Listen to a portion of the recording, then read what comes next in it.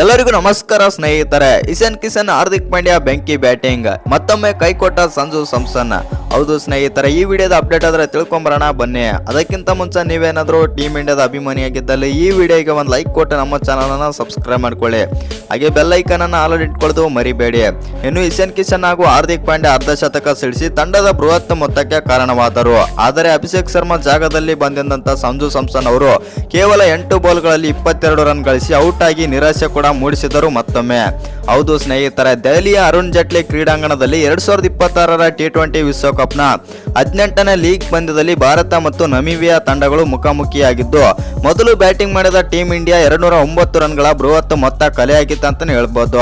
ಇನ್ನು ಇಶಾನ್ ಕಿಶನ್ ಹಾಗೂ ಹಾರ್ದಿಕ್ ಪಾಂಡ್ಯ ಅರ್ಧ ಶತಕ ಸಿಡಿಸಿ ತಂಡಕ್ಕೆ ಬೃಹತ್ ಮೊತ್ತಕ್ಕೆ ಕಾರಣವಾದರು.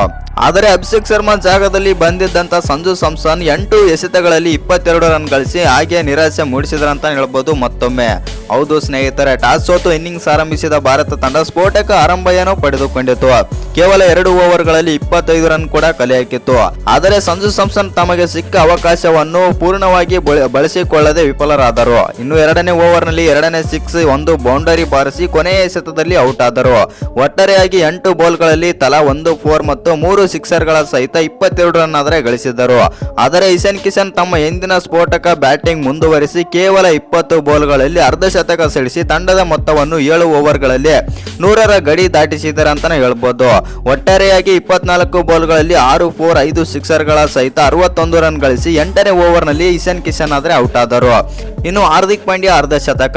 3ನೇ ಕ್ರಮಾಂಕದಲ್ಲಿ ಬಂದ ತಿಲಕ್ ವರ್ಮಾ 21 ಬಾಲ್ಗಳಲ್ಲಿ 25 ರನ್ ಮತ್ತು ನಾಯಕ ಸೂರ್ಯಕುಮಾರ್ ಯಾದವ್ 13 ಬಾಲ್ಗಳಲ್ಲಿ 12 ರನ್ ಗಳಿಸಿ ನಿರಾಶೆ ಅನುಭವಿಸಿದರು. ಆದರೆ ಹಾರ್ದಿಕ್ ಪಾಂಡ್ಯ ಸಿಡಿಲಬ್ಬರದ ಬ್ಯಾಟಿಂಗ್ ಮಾಡಿದರು. 5ನೇ ವಿಕೆಟ್ಗೆ ಜೊತೆ ಆಟದಲ್ಲಿ ದುಬೆ ಸೇರಿ 39 ಬಾಲ್ಗಳಲ್ಲಿ 81 ರನ್ ಸೇರಿಸಿ 28 ಬಾಲ್ಗಳನ್ನು ಎದುರಿಸಿದ ಪಾಂಡ್ಯ ತಲಾ 4 4 ಮತ್ತು 4 ಸಿಕ್ಸರ್ಗಳ ಸಹಿತ 52 ರನ್ ಗಳಿಸಿದರು. ಇನ್ನು ಶಿವಮ್ ದುಬೆ ಕೂಡ 16 ಬಾಲ್ಗಳಲ್ಲಿ ತಲಾ 1 4 ಮತ್ತು 1 ಸಿಕ್ಸರ್ ಸಹಿತ 23 ರನ್ ಗಳಿಸಿ ಔಟ್ ಆದರು.